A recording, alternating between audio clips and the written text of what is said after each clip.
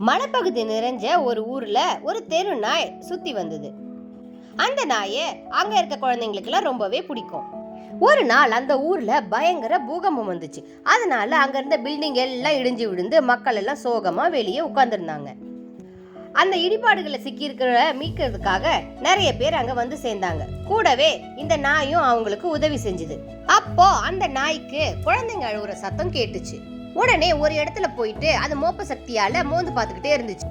அங்க வந்த மீட்பு படை வீரர்களுக்கும் அந்த குழந்தைங்களுக்கு கத்துற சவுண்டு கேட்டுது.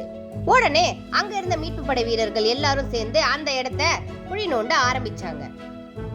அப்போ அந்த இடிபாடுகள்ல சிக்கி 4 பேர் உயிரோட இருந்தாங்க. அதுல 2 குழந்தைங்களும் அடக்கும். அவங்கள வெளியே எடுத்ததும் அந்த குழந்தைங்க எல்லாம் அந்த நாயை கட்டி பிடிச்சி ரொம்பவே சந்தோஷப்பட்டாங்க. அந்த ஒரு பழைய நிலைமைக்கு வந்ததும் அந்த நாய்க்கு ஒரு சிலையும் அங்க வச்சாங்க. அந்த நாய் சிலையோட சேர்த்து ஒரிஜினல் நாயும் குழந்தைங்களும் விளையாடுறாங்க.